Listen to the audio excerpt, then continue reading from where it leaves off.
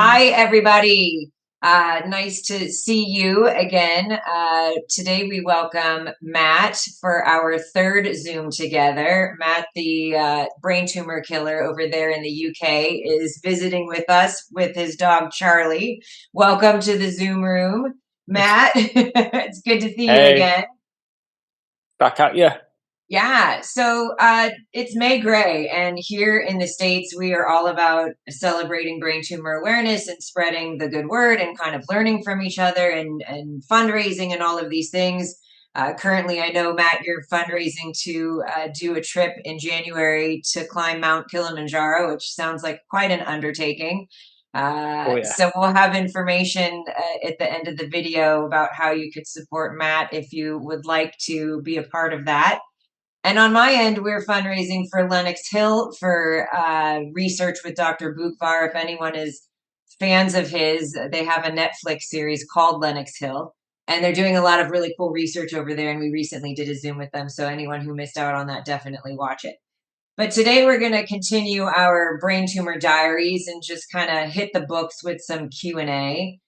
One of the things I like to do a lot in my Zoom support groups is ask kind of a question of the day and just see where people fall on certain things. And I thought today Matt and I would go back and forth, maybe answering some of those questions of the day so that we could see maybe where the listeners fall on some of these topics. How does that sound, Matt? I like it. All Sounds good right, to me. cool. So let me just pull some of those up. I think kind of one of the common things that comes up for a lot of us is just, quite frankly, how pissed off we are that we have to deal with this condition. And it is quite a roller coaster. There's a lot to learn. And so I'm asking you, Matt, how pissed off are you about having this diagnosis? If you asked me this around the time I was diagnosed and for the first few years after, I'll tell you straight up, I'm really angry, I'm really pissed off. Like I've said before, my brain tumor was missed on a CT scan back in 2010. If it had been stopped or sorted back then, I wouldn't be in the position I'm in now. And for the first few years, I was quite bitter, angry, pissed off. The whole why does it have to happen to me? Why do I have to be the one that's dealing with this? Over the last couple of years, it's more I wouldn't be the man I am today if it wasn't for all of this brain tumor stuff, all of the crap that I've had to deal with, the losing my job side of it, losing friends, losing a part of myself, literally. And it, I wouldn't be the tumor killer. I wouldn't be the mountain smashing tumor killer. It's hard and it's fucking hot. Sorry to swear, but Fine by me.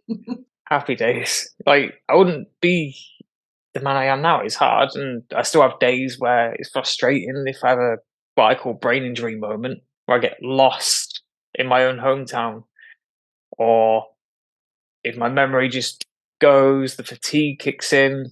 If I struggle to do really basic tasks, I can have a moment where I'm thinking, if I didn't have this fucking brain injury because of the brain tumor, this wouldn't be a thing. But again, I've achieved more since I was diagnosed with a brain tumor than I had before my brain tumor diagnosis. It's it's a good thing and a bad thing, I guess. So I've learned to live with it. I've learned to adapt to it. I'm almost grateful for it.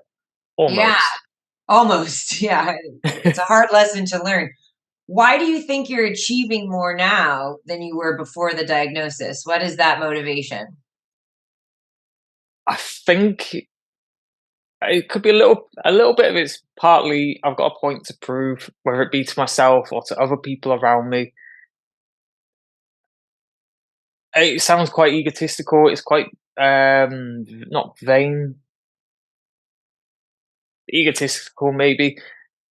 But on the flip side, I think I want to show other people that are in a similar position to me or have been that these sort of things can be done. You're gonna have your bad days, but hey, guess what? You can do more. There are opportunities out there, big, small, great, wondrous, whatever. I kind of owe it to myself as well. I did absolutely nothing with my life, nothing great. Eventually, I'm diagnosed with a brain tumor. Yeah, I kind of owe it to myself. start Yeah. living life, do something with your life. And here I am using that, quite literally using and abusing my second chance. Yeah, I mean, I think you get diagnosed with something like this, and then you realize my minutes really matter, right? Because the days, the weeks, the months, the years, they're not guaranteed. You go through something really tragic like this, you don't really know the outcome, you don't know the future. And so all of a sudden, you kind of, your idea of mortality changes a little bit, right? You realize how vulnerable you are to potentially really bad news that can take you elsewhere. And if you haven't been living life, you certainly want to start doing just that. So I love it. A lot of patients with this condition talk about being in pain, and whether it's pain like headaches are directly related to their tumor, or pain, just emotional pain, because it's so traumatizing to go through this. What would you say your pain level is, and how do you manage it if you are having it? It's a question I keep being asked at the moment on my TikTok, more so about the hole in the head side of it, the infection I've picked up. But it's only in the last sort of year since I've had my metal plate fitted that I've really started to have headaches. Before the brain tumor was diagnosed, no headaches, nothing that I would really notice. Hangovers, maybe. After the brain tumor was diagnosed, after the brain surgery, with the bone eating infection in my skull, no headaches, no pain. So it's only in the last year that I'm really starting to feel headaches or even notice them, and they're not that bad. So I seem to have a very good pain threshold. Um, it's a weird one. Yeah. Um, yeah, so I guess I'm just quite lucky there. Yeah. It's not. And no pain elsewhere. I mean, you put yourself physically through a lot for the training and the hiking, and just even everything that you're posting. You took like a, I don't know, you hiked for like 8 hours straight or something, maybe longer. I don't even know what it was, but that would put me in a stretcher for sure. I think I'd be done. My legs would fall off. So do you have pain elsewhere, or you're just still very naturally physically fit and young and energetic and doing okay in that area? Oh well, Because I'd be hurting. everywhere else in my body, I feel it.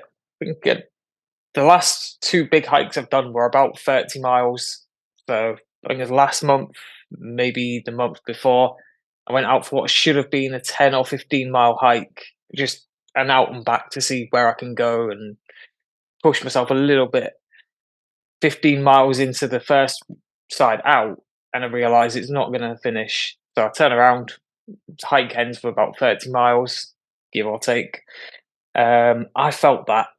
I realised, obviously, a couple of weeks ago, doing the same sort of thing, 29, 30 miles, obviously, split it up with a bit of camping in between. I realised, although I'm feeling it in my legs, my knees are definitely getting on, making noises they shouldn't be making. My back, obviously, I've got scoliosis, so I definitely feel it. I don't know if it's my brain injury, but I have this annoying habit to, well, not annoying habit, but I just seem to push through pain. I just seem to put it into a little box, put it into the back of my mind, and just keep going. Which sounds like a really great thing until you realize you're just making that pain worse for later. But it's just one. How did I put it? My last hike, it was one painful foot in front of the other. Just, Hmm. just keep Yeah. pushing through. I mean, I pushed through two brain tumors, obviously, and all the bone eating infection. If I can push through that, I can push through a sore back, sore knees, and sore feet. Yeah. It's the ends justify the means. Yeah.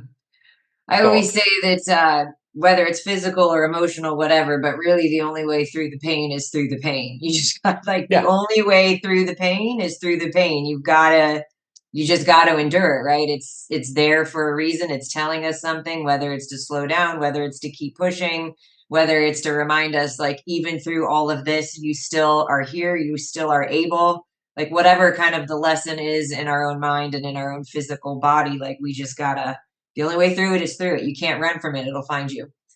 It, exactly. it will find you eventually. Um, you do these hikes alone, right? You go out, you take these big adventures by yourself.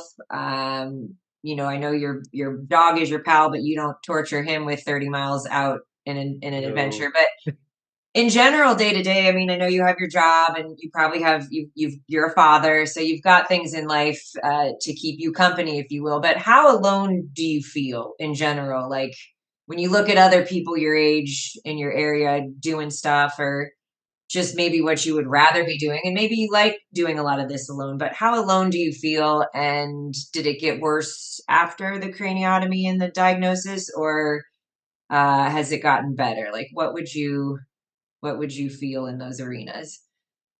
So after my diagnosis, I had all of the support in the world. I had everybody crowding around me, trying to offer me all this help and support, the guidance. But I seem to push quite a lot of people away, especially after the brain surgery, because everything had to be my way or the highway. I had to prove that I was fit enough to go back to work. I didn't want to be on sick. I didn't want to be a victim. I just wanted to get back to work and go back to normal. Normal. Um, What's normal? There is no normal I've anymore. I've never met someone that can answer that question. But no, everybody seemed to cut me off post brain surgery. Obviously, the brain injury made me a bit of a dick. Well, yeah, that's the best way to describe me. I was just a bit of a prick. Yeah, it started to get really lonely from that point, and then obviously brain tumor comes back, chemotherapy and the radiotherapy, lose my job. Then I'm on my own. Then COVID kicks in, so everybody has the whole lockdown thing. So I'm just spend a good year, give or take, on my own. That shit got lonely. Whereas now you fast forward to where I'm quite comfortable and happy in life. Obviously, I've got Charlie, got my family, friends, and whatnot. But I think everybody in our community will understand what I mean when I say it gets really fucking lonely to know you've got all these people that love you and want to be around you, but none of them have experienced a brain tumor. None of them have lost a piece of themselves. Literally, like to have parts of your brain removed or destroyed, or just dealing with a different version of yourself. Nobody really understands that. And even people in our community haven't Right, been through what we've been through, because every single journey like ours is different. right, I can't compare my journey to yours and vice versa. I right. understand your journey and you understand mine, and the same with everybody else in our community. But every brain injury is different, right? Like, Absolutely. so I Yeah, still get days now where it's lonely as hell. yeah. And for me at least, I just feel different. And then that's not only do I feel lonely because I'm different than everyone else in the room, that, if I'm at happy hour, a birthday party, whatever, it's like I'm the one who had the brain tumor. I'm the one who has the scar from here to here, the bolts in my head, whatever it is. I'm the one who's experienced this level of medical trauma, if you will, in a way that others haven't. And granted, they have their own stuff that I haven't experienced, right? But it is Yeah. it is a lonely thing. And I think often I'm like, am I being looked at different? Or do I sound different? Do I even have the energy or the desire to be here? I don't know. But you mentioned, a lot of friends kind of left, and, you were a challenge to deal with, right? You were being a dick, if you Yeah. will. And I almost feel like for a while after, like for up to a year after a surgery like this, I feel like people should get a get out of jail free card for being a dick, because your sensory overload, right? Everything is so intense. You're kind of traumatized. You're trying to be normal, but you don't feel normal. You actually don't even know what normal will be, because it's going to take like 12 to 18 months to even heal. And even when you do heal, in your case, you had a bone eating infection. You had to like start all over again with more medical trauma. And so people think it's over because you had your surgery and you're done and you should just get back to life. But they don't really realize like that's just kind of the start. The surgery is like step one of a shitty diagnosis. And then everything that follows is like a whole new, it's like going on a new ride at the, theme park every day, but not knowing what to expect, or what, going on them all blindfolded and like, let's see what happens. Um, So it's a real 100%. roller coaster, right? Like you just can't, it's hard to feel normal and you feel alone, not because you feel like you stick out in a room of people who don't get you, but you feel alone from yourself because you miss your old self and you can't get back to them because you never will be that person again. So you're alone in the missing of the old you, trying to find the new you and then being okay with that. I think that there's so many reasons this is a lonely journey and we look fine and we're not dying of cancer, so we must be fine, right? Like you're fine, we're not in a Yeah, wheelchair, not able to walk, so we're fine. yeah, But maybe we're not at times, and that's okay. It's just people don't really understand it, and it's unfortunate. yeah. Yeah. How much do you miss your old self? I know you say you kind of like the new you a little bit, but do you miss the old you? To a degree.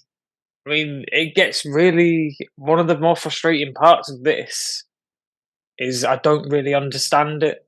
I mean, I know my brain tumor was there when I was 2021, but obviously I didn't know it at the time. Nobody else knew it. So I don't understand when I really changed. I know I'm different now, but I don't know how different, if that makes sense.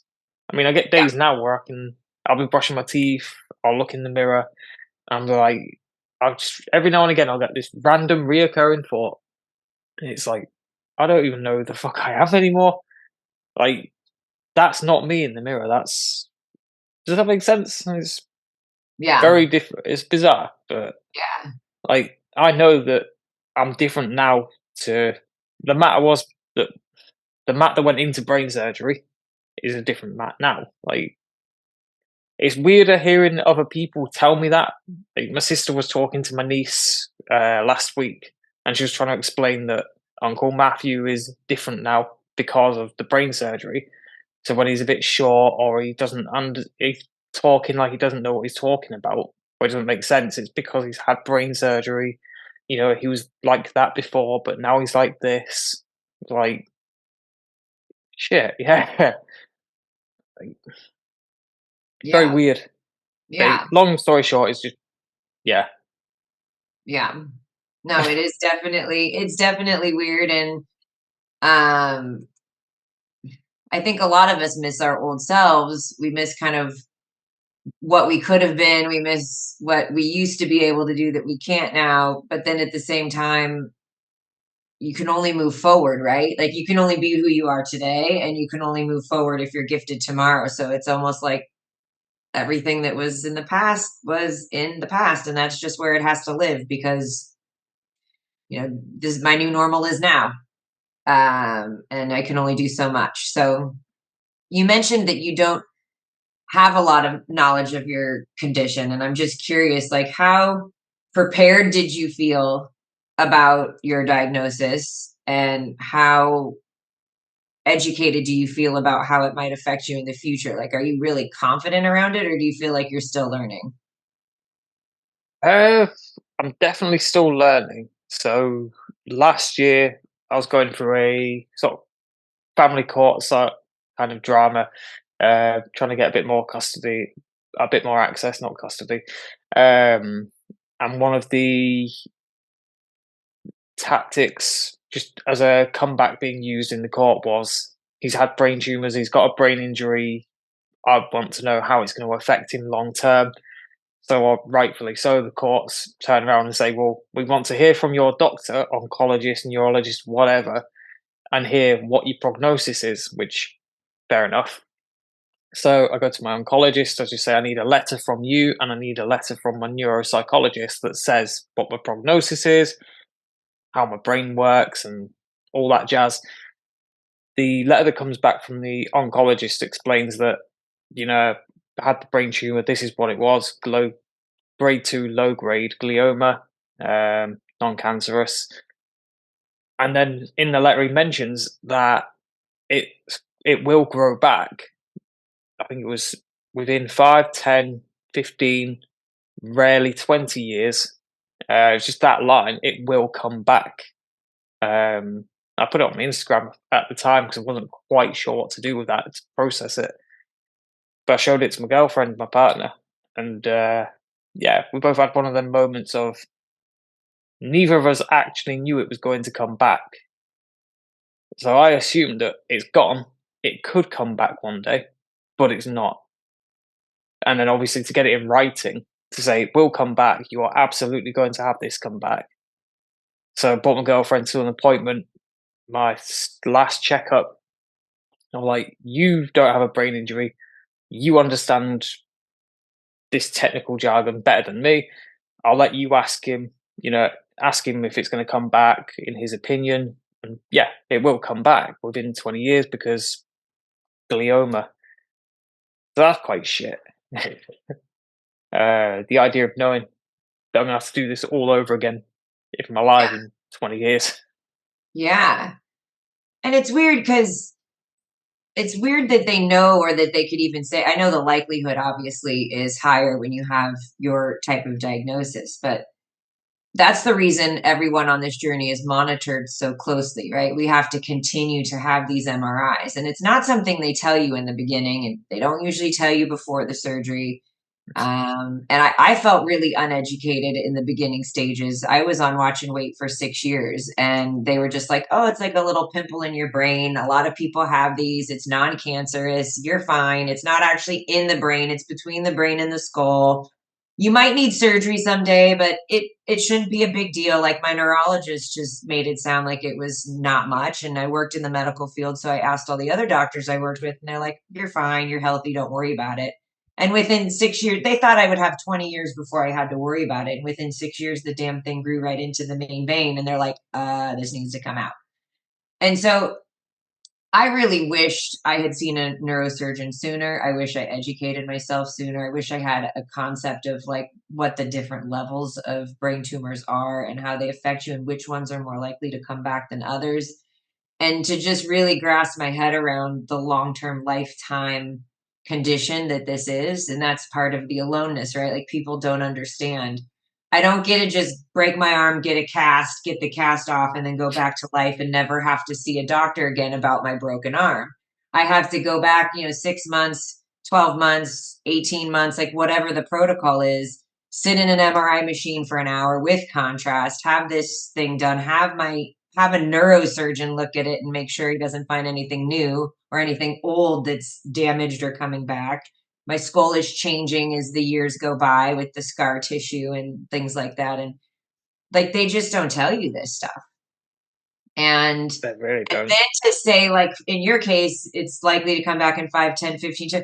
I mean, that's a lot of years. Like, am I going to be freaked out it's coming back in the first 5, or do I not have to worry for 15 or 20? I mean, that's such a broad term. It's like, well, now I'm just terrified for the next 20 years because you didn't really give me a great window, right? It's basically just Just that. good luck. You have up to 20 years for this shit to hit the fan again, right? Like, And it's just scary and frustrating. And then what? So you're traumatized. You have some PTSD from the surgery, probably the medical trauma of it all, the worry, the anxiety about what the future holds, what will be the signs and the symptoms when this comes back. And then where's your therapy for that? Where's your support, right? Like, where do they set you up for success on here's some pamphlets or here's some great web pages to go to learn more? Or you should meet with our social worker and meet other patients and peers that are on this journey to see what it's like living with a brain. There's nothing, I mean, maybe in the UK you have some. We didn't have anything here in the States. There was really no resources for me to understand what I was going through unless it was a bunch of jargon online that I didn't understand because it was scientific, or a bunch of social media pages where people were like all just mostly complaining about their condition. But there wasn't really anywhere to go. Did you feel set up for success over there in the UK?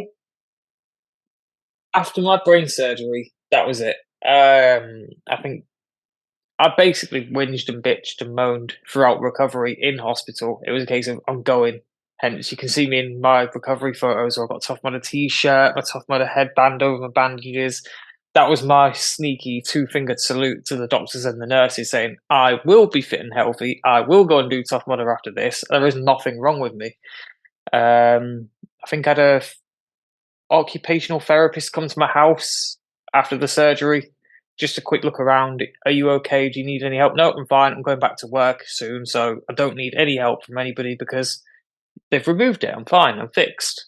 Nobody sat me down and said, listen, you're going to have a brain injury. You've got a hole in your brain from the surgery. We've removed a tumor and this and that. Your life's going to change forever now. You need to understand that. I didn't get anything like that. I went to a brain injury charity just out of curiosity. There's a guy that in my area had been punched in the head back in 2012, fell backwards, banged the back of his head, ended up in a coma for 6 weeks, ended up with an acquired brain injury as a result of that. Obviously, like us, life changed forever. But he found there was no support for anybody that had brain injuries in my area. So he decided to set up a charity, Pool for Brain Recovery, that helps anybody with a brain injury, TBIs, ABIs, and so on, for that reason. So I pop in there. I'm like, I don't have a brain injury, but I've just had brain surgery to remove this brain. You've got a brain injury. No, I don't have a brain injury. I'm fine. I can walk, talk, breathe, eat. I can feed myself. I can do things. But I've had brain surgery. Things are a bit different. People are telling me I'm different. You've got a brain injury. No, I don't have a brain injury. He's like, ends up taking me out for a But you drive one do. day. He's like, your life's changed forever. You're doing these things and these things because your brain's different now. You've got to learn to accept that. Basically, just drilled it into me. Your life's different. But this was a charity set up by a guy with a brain injury telling me this rather Mm. than the hospital or the doctors and nurses. Nobody really explained before all this shit hit the fan that life's going to be different now. Um, I still get days now where some days, on a bad day, bad mental health day, where I wish I didn't have the brain surgery. I wish I'd sort of let the tumor grow and do whatever because, life changed because of the brain surgery. But obviously, that's the bad mental health days. Yeah. A normal day for me is a good day is I'm the man I am today and I'm fucking grateful. I'm Mhm. the tumor killer. You're the tumor killer. There's a lot of I talk to a lot of people. Obviously, I do a support group every week with peers, and anyone in the community is always welcome to hop on, whether they're a caregiver, an actual patient, or just someone trying to learn about it, maybe to support a friend or something. But a lot of people sometimes regret, like, should I have done the surgery? There's no right or wrong answer. I tell everybody, like, there's no right or wrong answer. If you choose not to do the surgery and you let the tumor grow and cause havoc in your brain and on essentially on your body, right? You're going to have a whole different level of stressors that maybe you're not prepared for, and then if you do the surgery and it doesn't go perfectly well or you have side effects, then you immediately start living with the deficits of whatever the outcome of that is. And a lot of them are manageable. Like if you have seizures, you can take meds. And if you have issues with mobility, you can do PT, physical therapy, and try to rehab your way back to having that coordination and that skill set. If you're unable to drive because of sensory overload and stuff, you can eventually kind of work your way back to handling more things. But there's no right or wrong answer. I mean, getting this diagnosis, you're just screwed. You're in the club that you don't want to be in. And I don't think there's a more, like, the comfort level babysitting a tumor that's growing in your head is not any more comfortable than knowing you took it out and it might be coming back. Like either way, you're just not comfortable with knowing nothing is supposed to be in your brain other than your brain, right? Like you don't want to fall on your head, you don't want to crack your head, nobody wants to injure their head. Their brain is very important real estate and it needs to be protected. And so really being diagnosed with this on any level is not good because you're just immediately always terrified. That's why I always say we're all a lot more alike than we are different. All of our journeys are different. Our experiences with our neurosurgeons, our actual diagnosis, the pathology of the tumors, whether you have radiation, chemo, and all the other things, like our actual journey is different. But the minute you get the diagnosis, that moment is so similar for all of us. None of us know what's happening. We don't know what we're about to get involved with. We have no idea what a craniotomy is. We have no idea what life on the other side of having a hole cut in our head is going to feel like, look like. And so the snowball just begins to grow and grow, right? And it's weird. It's very, very weird. And I tell people, try not to ever regret whatever your decision was, because you don't know that the other one would have been better. And it just, there is no wrong or right answer. We just do what we know at the time that we do it, and then we suffer the consequences after. And sometimes, it's worse off than it was. But maybe your symptoms now are, say they're bad. If a scale of 1 to 10, you think they're a 5. If you let the tumor grow and get worse, you might have been at an 8 in 2 or 3 years. Like, you don't know, right? So it's weird. It's all very weird. Yeah. What was going to be my next question? This was one of the ones, because I know earlier we had talked, you had said, specific group was really good to me. They helped set me up with some money and get me kind of prepared for stuff. How worried are you that you won't be able to afford your condition? Like, a lot of patients, I think, get very scared about the bills coming in, and I'm just curious how you feel about that. So it's different for us. I've got a couple of friends in America, so obviously our healthcare system and your healthcare system is really different. So we've got the NHS, the National Health Service. So technically speaking, nobody really pays for the hospital treatment or medical treatment. Obviously, if you work in, you pay national insurance, which goes towards the NHS. But as far as medical side of things go, I didn't pay a penny for any of my treatment or the medications or whatever else. So I'm fortunate enough to not have to worry about paying off that side of things ever. Obviously, I was determined to go back to work post surgery because I didn't want to go on to benefits and live with what I thought would be a lot less money and have to struggle, which was my big worry. So I carried on working until I couldn't work. I spent 3 months without any money at all because no wages. Couldn't go on to benefits because of the way our benefit system works for a while. So literally living off handouts and people just giving me money. I got quite lucky. I mentioned quite a bit of that in my book. But eventually I ended up on proper benefits. But yeah, in between that, skipping a step, there's a charity called Macmillan Cancer Support in the UK. It's in the name, cancer support charity, and they support people with cancer, non-cancerous tumours, the families and the friends of the people suffering with them. It's a really big charity. A nurse had seen me in the local paper talking about the whole benefit situation and how a local boot camp had come in and just be like, they'd set up like a whip around for me. So people had given money to me essentially. Um, so local paper gets wind of that. They do an article about it. A nurse that works in a hospital as part of Macmillan Cancer Support had read the article, was absolutely horrified. So she reaches out, please come to the hospital, please meet me, and we can talk about what you're entitled to and all this jazz. And straight away, it's a case of this is what we do.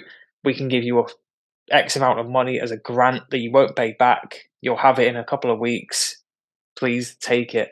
So that was about 500 quid that really freaking helped. That's the reason, obviously, doing Kilimanjaro for them as well. Yeah.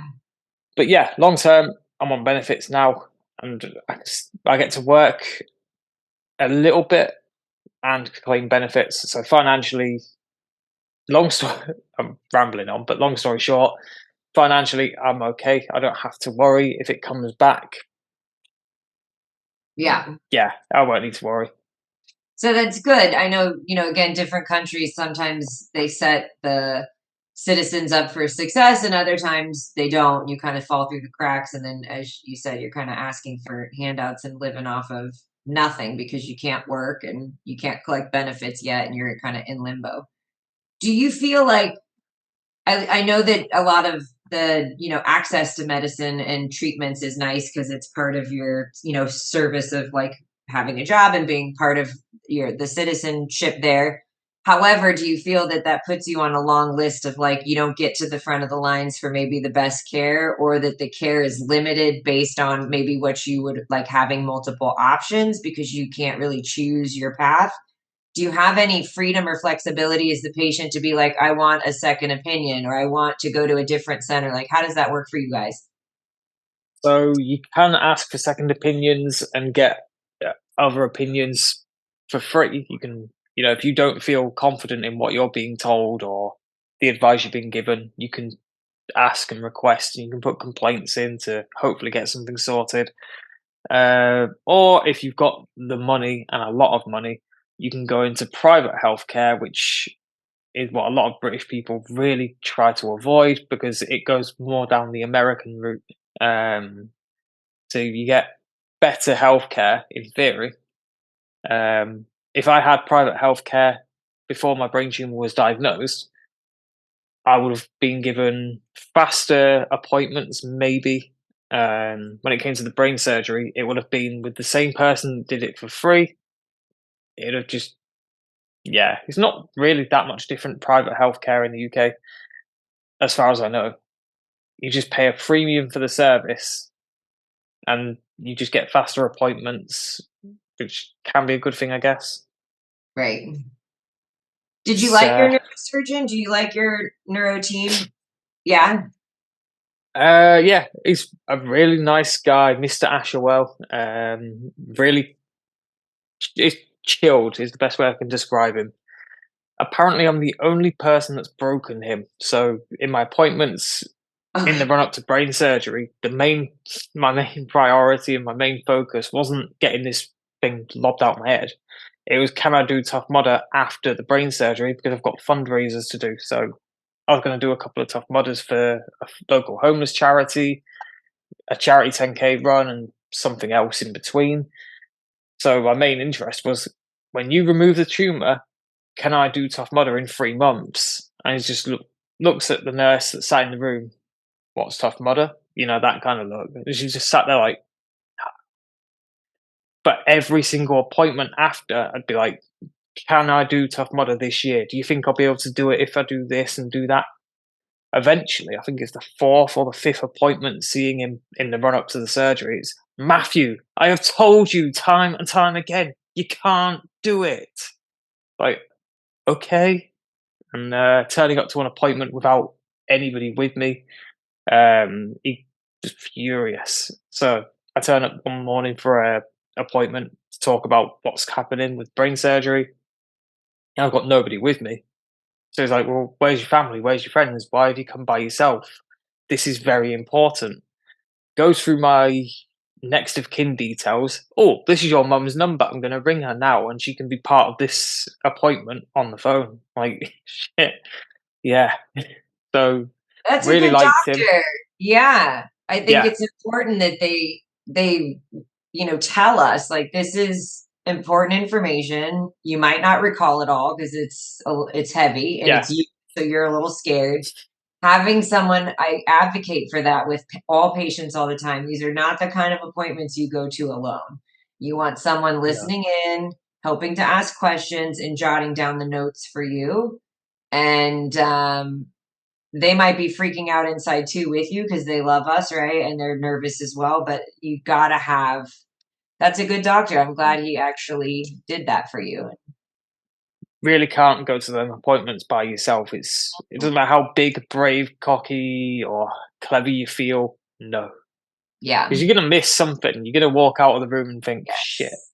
did he say this or did he say that? Did he mean that or did he mean this? Did I ask the right questions?"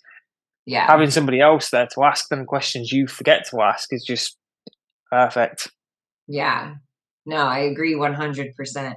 And then just to have Oh, that support because you don't even know what kind of news or answers you are going to get. And when you do get them, to have someone who cares about you with you to kind of help you breathe through it and hug you and tell you, we're going to get through this. It's helpful. It is definitely helpful.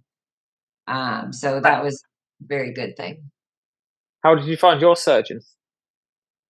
So I had a lot of access because I was working in the medical field for a cancer center at USC, University of Southern California.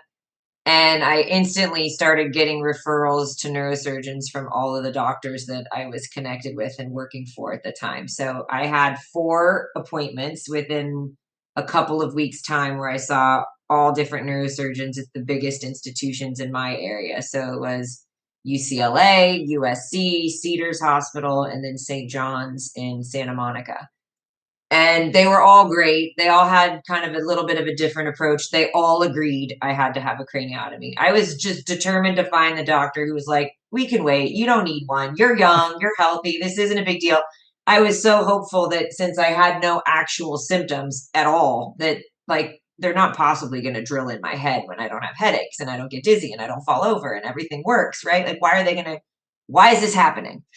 They all agreed. They all said, you got about 3 to 6 months to plan this and don't wait any longer because it's growing and it's feeding off the vein. So, like, we want it out.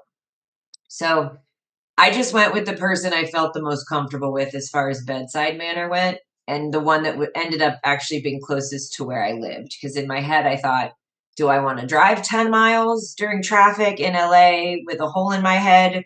Or do I want to drive 2 miles down the street? Because you're going to be nauseous from the pain meds and tired from the surgery and dizzy and confused. Like, I kind of just knew it was not going to be easy, right? So I felt very fortunate to meet with all 4 neurosurgeons. And because I have private insurance, I could see any of them. Right. And so that was nice. And my surgeon was great. I went with Dr. Daniel Kelly in Santa Monica. He's really well known for the keyhole entry. Instead of cutting, this big, he cuts this big.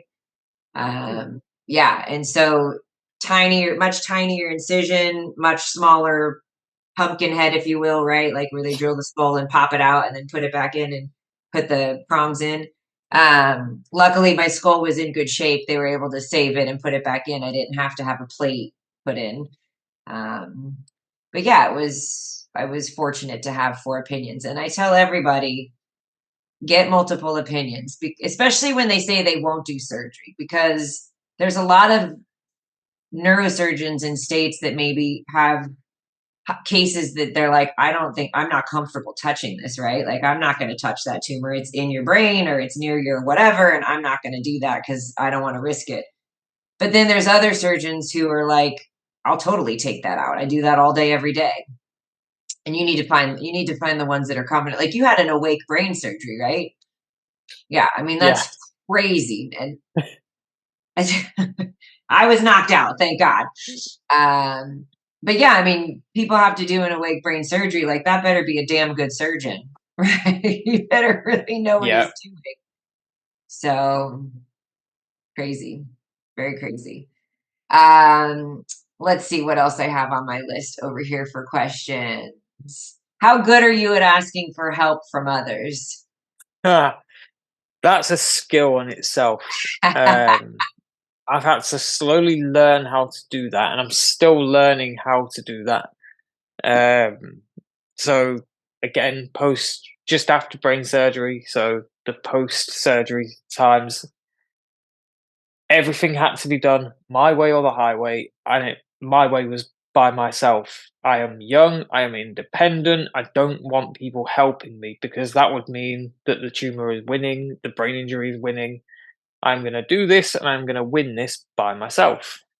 That doesn't work. Brain tumor or not, brain injury or not, you, it's a really stupid way of thinking. I mean, if that works for anybody else, each to their own, no judgment. But it's, yeah, that really doesn't work for me. So obviously, with the brain injury, getting myself into predicaments where I'm lost, getting from one end of the country to another and not having a clue where I am because I've completely forgotten how to get from A to B, which seems to be a thing for me. You have to learn to ask for help. You have to learn to ask a member of staff at a train station because obviously Britain, we train everywhere. Um, yeah, you have to learn to accept that shit. I need to ask somebody how to get from there to there. I have to ask for help. Just ask when I'm struggling, when my memory goes, when I'm extra fatigued, or just really struggling to keep my head together. Literally, Yeah. really got to learn to ask for help because I mean, half the positions I've been in where I've been struggling are because I wouldn't ask for help. I could Yeah. have saved myself so much stress and so much struggling. My mental health would probably be a little bit better now had I just Mhm. got rid of the ego.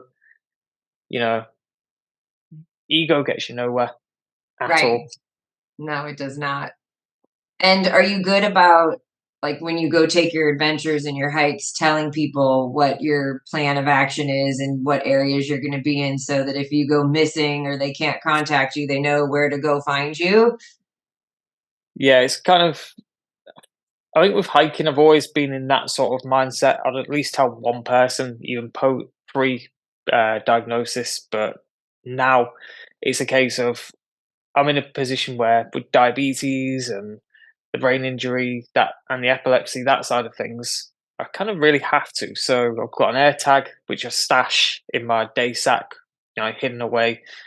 Um, I put my live location on for my girlfriend so she can see me on WhatsApp. She can literally track where I'm going. She's got my iCloud details, so literally, even if I'm not using WhatsApp, if my Wi-Fi, not Wi-Fi, my 4G goes, Right. doesn't matter because you can just track my phone regardless. Yeah. Um, and then just checking in every few hours. Yep, still good, still moving, everything's fine.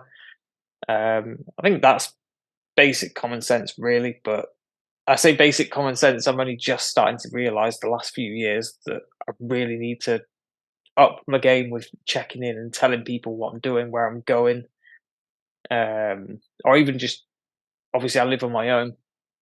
Obviously, I've got Charlie, so making sure my neighbour knows. If you haven't seen me for a couple of days and there's no dog mess in the garden, something's probably not right. Yeah. Little things like that. Yeah. I mean, it's important that, a lot of people don't like to talk about their condition because they don't want people to worry or they don't want people to look at them differently or they just don't want to explain their condition to the neighbors or to the coworkers or whatever. At the same time, these people are your witnesses if something's going wrong. So if they know that you might have a neurological issue at some point, if you're having a seizure, they won't be totally shocked. They'll be more likely able to help and respond. If you don't come out of your house for 2 days when you normally would, they're not going to just wait to see if you don't come out for 4 more days. They're going to come over and actually check on you because maybe you had a seizure, fell and cracked your head, and maybe you're not able to help yourself. I mean, I think that it's hard because much like you, I'm very independent and strong willed and like, leave me alone. I have it all under control. And at the same time, I'm like, I don't know that I won't just have a seizure at some point. It's a higher risk given my condition. And if that's the case, where I'll be when it happens, I don't know. So if I don't talk about it and tell people and just be like, hey, just keep an eye on me. If anything's going wrong, there might be something seriously wrong. Don't fluff it off like, oh, Angel had too many glasses of wine, because it's probably not the case. So it forces us to rely on our fellow humans and our loved ones and kind of check in with others and ask them to watch over us, if you will, in some way, shape, or form, which isn't always an easy conversation, but I think it's an important one. And I think that everyone who has this condition should have those conversations with their loved ones like, hey, just keep an eye on me. Know where, if I say I'm going out, make sure I come back. Right. Like, just make sure that you kind of keep an eye on me, if you will. I'm okay, but we're all okay till we're not okay, right? And then there's a problem. Um, Exactly. yeah. I mean, everybody Uh, wants to help. Everybody wants Like, to help. yeah, A lot of people don't know how to help. And I think a lot of us feel like, oh, nobody cares, nobody wants to help. There's a sense of that, like, they just want us to be better. They don't want to be worried about us because they just want us to be better. At the same time, they don't know how to help. People who love us are like, you look fine, you seem fine, you act fine, everything we do is fine. Like, what do you mean I need to, like, watch out for you? What are you talking about? You're being crazy. And so they want it to just be fine. And that's great. It is until it's not fine, and then we have something to worry about. But at least they know. At least they know, like, this could be an issue. Please just keep an eye on me. Again, if I don't come out of my house for 2 days, if I don't come home when I say I will, if I go hiking and then I don't respond to the phone, if I get lost on a train, this could get ugly, right? Like, I could end up in a completely different place than I plan to go and might not remember how to get back. That's a problem. Exactly. So just asking people for help, I think, is so important. Just letting them know this is my condition and it usually doesn't affect me, but if it were to, this is what you might want to look out for: forgetfulness, dizziness, seizures, that kind of thing. Um, I know we've been on for about an hour, so that's pretty long time for our audience today. Is there anything else, Matt, that you might want to say or share at this time before we say farewell? Um, I'll go with life is short, so just live every day. Never mind you only live. Never mind you only die once. You live every day. You die Hmm. once. You live every day. Yeah. Um, just take life by the balls and go with it. Forget how other people see you. Forget about how other people look at you and judge you, and forget about all that. It's pointless. Just live life and enjoy it, and just make the Hmm. most of it because we were hit with this randomly. You don't know what tomorrow's going to bring. Yeah, absolutely. Yeah, And living like that with that kind of motto for life is helpful for everyone in your life because you're going to be a much more enjoyable person to be around if you're living the best days that you can and living for the moment and not being so worried about your past or your future, but just kind of soaking it all in when each day you're gifted, right? Making the most of it and working through, my takeaways for today. The only way through the pain is through the pain. Challenge yourself, do the things that you love, do the things that you enjoy. Mark your bucket list things off, even if they hurt a little bit.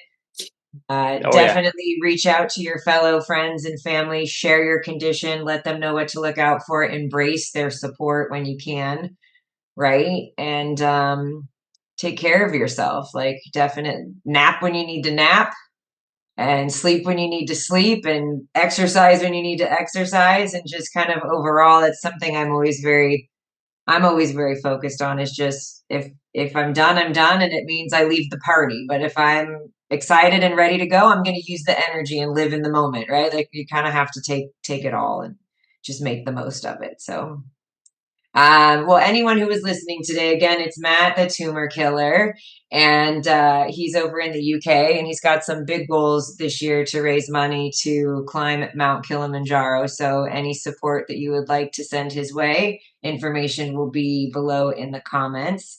And we'll do this again sometime, Matt, for sure, because this is always a good time. perfect. Yeah, Enjoy it. absolutely. Yeah. So, bye, everybody, for now, and we will do it again next time. See ya. See ya.